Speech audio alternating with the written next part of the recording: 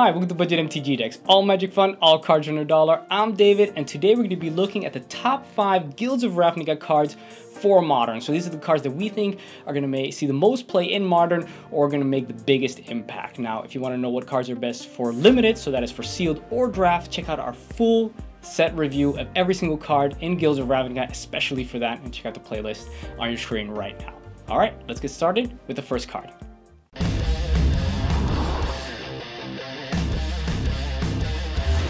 Our first card is Mission Briefing. For 2 blue, it's an instant. It allows us to surveil 2, then we're going to choose an instant or sorcery card in our graveyard.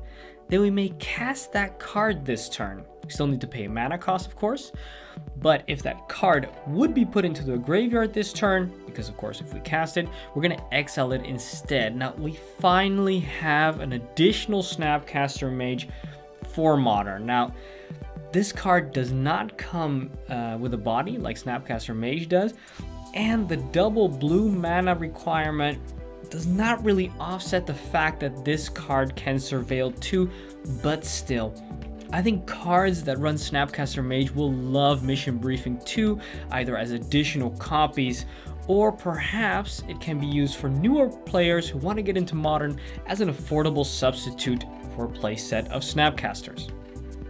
The next card in our list is Goblin Crater Maker. For 1 and a red, it's a 2/2 Goblin Warrior, and for 1 mana and sacrificing it, we can do one of 2 things. We can either deal 2 damage to target creature, or destroy target colorless non-land permanent. Now, in Modern, being able to deal with Karn or any of the Eldrazi is not to be underestimated. It's also just a 2/2 for 2, so you can be attacking with it, and in a pinch, it can be turned into a shock to deal with utility creatures like Thalia, Garden of Thraben, Delver of Secrets, or even Dark Confidant.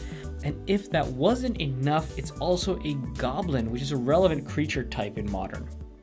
The third card on our list is Knight of Autumn. For 1, a green and a white, so for 3 mana, we get a 2/1 Dryad Knight. Now, when this creature enters the battlefield, we can do one of 3 things. We can either put 2+1/+1 counters on it, making it a 4/3, or we can destroy a target artifact or enchantment, or we can gain 4 life. Now this card does so much. It's basically a strict upgrade over Reclamation Sage, which sees a lot of play, and it can actually be main boarded to deal with artifacts and enchantments because it can also help against burn, gaining of life, but in the end it can also just function as a 4/3 beater for 3, so what's not to love?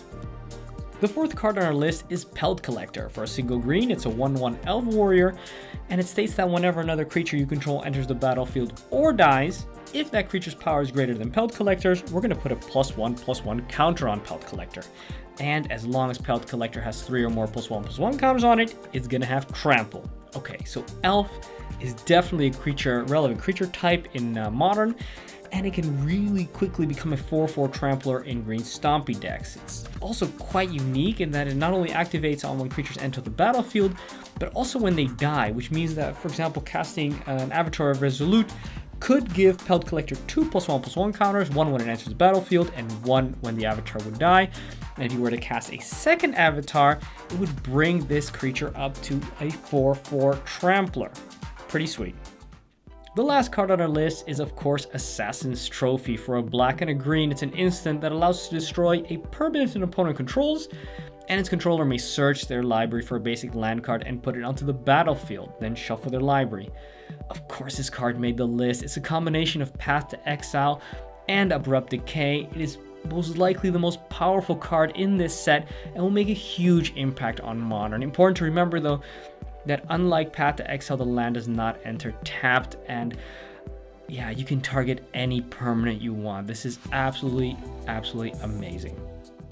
Well, those are the top 5 Guilds of Ravnica cards we believe will make the biggest impact in Modern. Now, do you agree with this list? Do you disagree with this list? Let us know. You can leave a comment below, or you can join us on Facebook, Instagram, or Twitter and get in touch with us there and let us know what you think. We're really curious. Are the cards good that we put on the list? Are they bad? Did we miss something out? Let us know over there. Also, subscribe to us here on YouTube for the most powerful decks and advice everyone can afford. And also, don't forget the little bell button to make sure you're part of the notification squad and get to know when a new video comes out. Also, if you like these videos, you want to help us out, make more, then head on over to patreon.com/budgetmtgdecks and consider donating as little as $1 per month. We really appreciate that. Well, that's it. Thanks for watching. I'm David, and this was Budget MTG Decks.